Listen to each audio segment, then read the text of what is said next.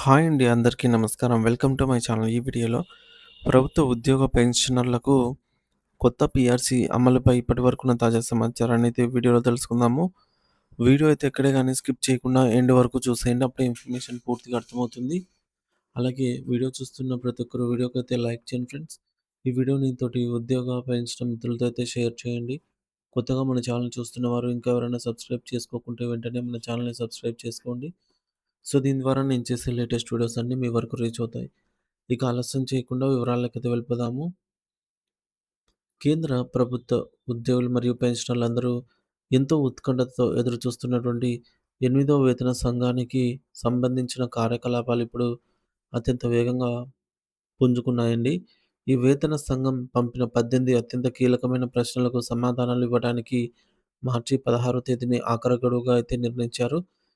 మీరు ఏ శాఖలో పనిచేస్తున్నారు? మీ హోదా ఏమిటి? అనే పూర్తి వివరాలతో పాటుగా వేతన సవరణ, అలవెన్సులు మరియు సర్వీస్ నిబంధనలపై వారు అడిగినటువంటి 18 ప్రశ్నలకు ప్రతి సమాధానం 200 పదాల వర్డ్స్‌కు మించకుండా సిద్ధం చేసుకోవాల్సి ఉంటుంది. అయితే ఇక్కడ ఒక చిన్న సాంకేతిక ఇబ్బంది అయితే ఉంది.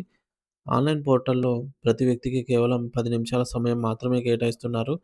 మనం ఆలోచించి సమాధానాలు టైప్ చేసేలోపే సమయం అయితే ముగిసిపోయే ప్రమాదం ఉంది.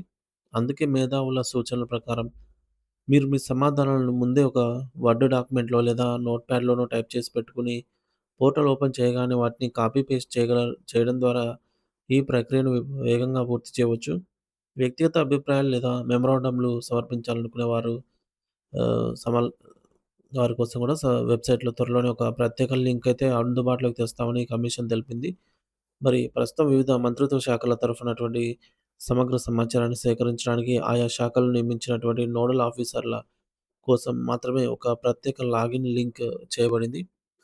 ఒక మంత్రిత్వ శాఖ నుండి కమిషన్ ఎటువంటి సమాచారాన్ని ఆశిస్తోంది లేదా వారికి ఎటువంటి ప్రశ్నలు సంధించిందనే విషయాలు సామాన్య ప్రజలకు లేదా సాధారణ ఉద్యోగులకు తెలిసే అవకాశం లేదు.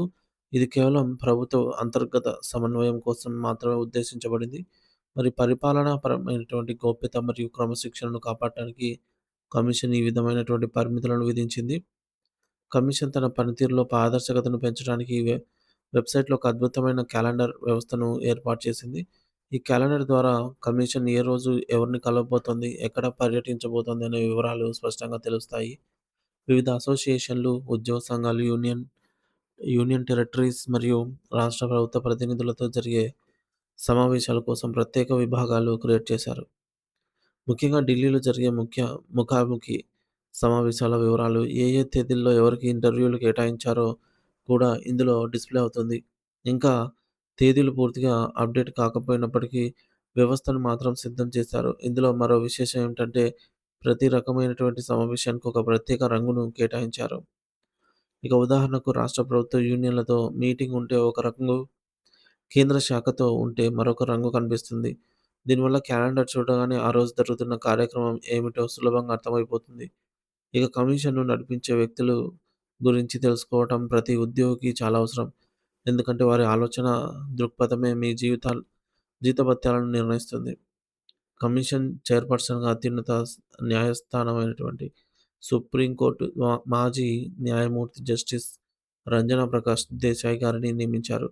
ముంబైకి చెందిన వీరు 1949లోనే జన్మించారు మరియు 1973 నుండే న్యాయవాదిగా తన ప్రస్థానాన్ని ప్రారంభించారు. వీరికి అత్యంత సంక్లిష్టమైన సామాజిక మరియు ఆర్థిక అంశాలపై లోతైన అవగాహన ఉంది.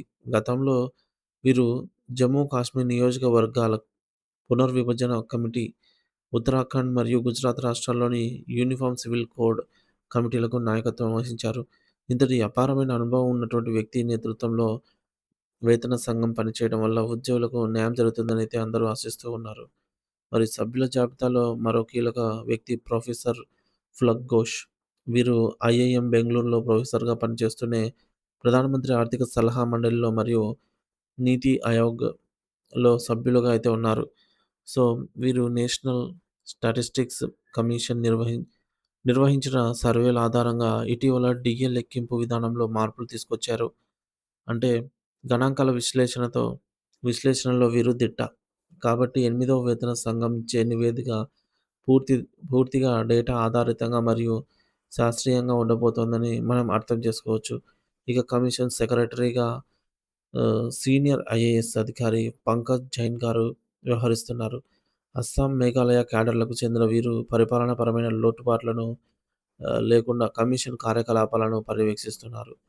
వీరు ఈ వివరాలన్నీ స్వయంగా తెలుసుకోవటానికి మరియు కమిషన్ ఇచ్చే అప్డేట్స్‌ను గమనించడానికి అధికారిక వెబ్‌సైట్ ఆహ్, cpc.gov.inను సందర్శించవచ్చు. అక్కడ వివిధ భాగాల డైరెక్టర్లు మరియు అసిస్టెంట్ డైరెక్టర్ల ఫోన్ నంబర్లు, ఆహ్, ఎస్కషన్ నంబర్లు కూడా ఉంటున్నాయి. అందుబాటులో ఉన్నాయి. తద్వారా ఉద్యోగ సంఘాలు నేరుగా సంప్రదించే వెసులుబాటు కూడా ఉంటుంది.